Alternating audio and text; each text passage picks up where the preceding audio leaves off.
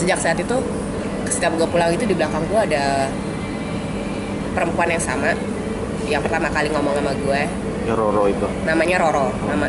Namanya Roro siapa nanti ada sih Roro, tapi dia belum menceritakan apa-apa tentang siapa wanita yang pakai mahkota itu segala macam. Sampai gue kuliah ambil psikologi dan mempelajari mengenai mitologi, pas gue ngeliat foto dan ceritaan gue kaget, loh, selatan Parangtritis, Nyai Roro Kidul, Kanjeng Ratu gitu. Nah ini kan yang gue ketemu waktu gue 11 tahun hilang di laut itu kan yang oh beneran. Oh beneran, gue pikir gue cuma ngimpi yang oh my god gini. Akhirnya gue ngomong sama Roro, oh beneran ya. Terus dia senyum gitu aja gitu. Tapi memang keberadaan Roro ini dia akan muncul buat teman-teman yang nggak bisa ngelihat itu, dia akan muncul dengan baunya, dia bau melati Mbak. Karena dia memang suka melati sedang malam segala macam ya. Kasih Mbak. Terus ya kondisi dia memang lebih untuk ada vibrasi tertentu yang bisa dia bantu. Jadi kayak apa ya bahasanya ya? Bukan ajudan. Apa ya bahasa sebutannya apa sih kalau kayak gitu? Didampingin itu. Orang yang di belakang lo itu ngedampingin lo. Ngedampingin ya. Kalau dalam bahasa manusia ya ajudan kali ya. Ajudan ya. Jadi dalam beberapa kondisi dia mungkin mengingatin untuk ini malam Jumat Kliwon, ini weton ini kamu harus gini segala macam. Kamu harus, dia yang bangunin untuk gue sholat malam, ngaji, baca doa, baca wiritan, zikir yang Allahu alam itu anak kecil ngerjain. Kalau enggak gue nggak akan bisa tidur. Itu yang satu yang sampai sekarang masih ada. Agak sedikit flashback ya ke usia 9 tahun yang setelah menyeberangi itu Bill. Sebenarnya ada dua yang di kanan kiri gitu. Sebelum ketemu Roro ini. Sebelum ketemu Roro. Okay. Roro ada yang ketiga. Dua ini kayak dedengkotnya, perawakannya, sosoknya itu tinggi besar. Mungkin pernah ngeliat kayak film ini nggak? Mummy, The Mummy? Enggak. The Mummy, film The Mummy yang pakai jubah yang kereta naik kuda itu, yang serba hitam rambutnya. Iya.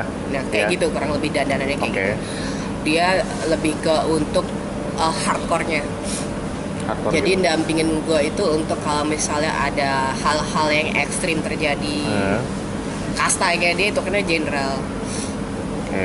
Kastanya itu kan jenderal, tapi jenderal yang memang bukan jin yang sembarang jin yang kayak kita temuin di kuntilanak itu sebenarnya. Karena ini jin yang ibaratnya tirakat tingkat tinggi banget.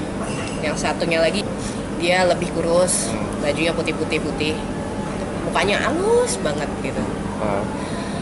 Hatinya lembut banget. Dia untuk ke penyembuhan, healing. Jadi itu ketika aku mencoba menyembuhkan orang atau apa, ada bantuan energi.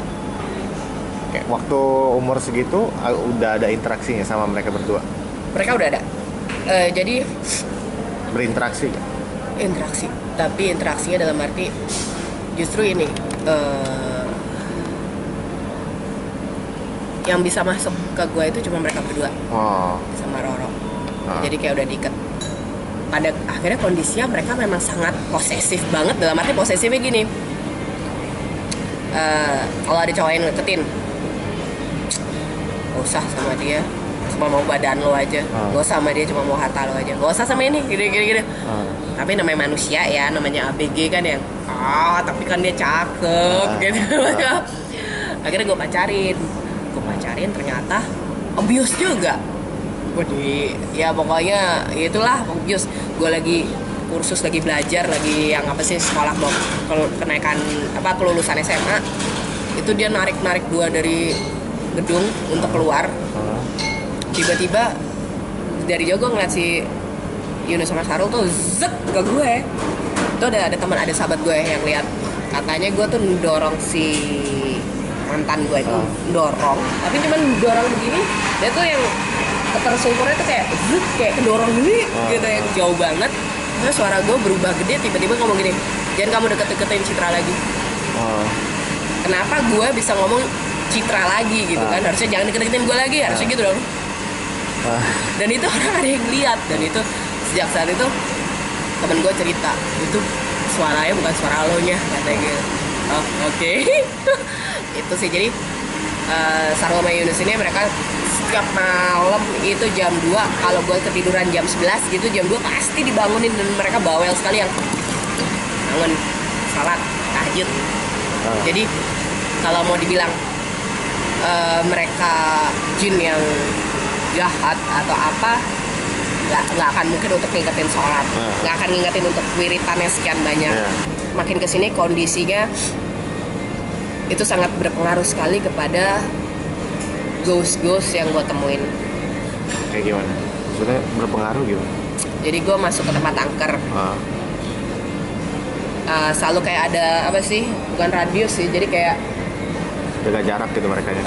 Jadi gue berapa langkah mereka pasti nggak di depan gue gini, jadi kayak yang area seberapa gitu, yang pokoknya ada zona sendiri yang mereka kayak nggak, kecuali kalau ditarik atau apa kayak gitu. Nah makanya kadang kala di program TV itu, ya kamu bisa narik mereka datang nggak buat ini kamu, aduh kalau minta kayak gitu jangan sama gue, nggak dikasih. Maksudnya bukannya gue nggak bisa, cuman emang energinya emang nggak ini, nggak sinkron.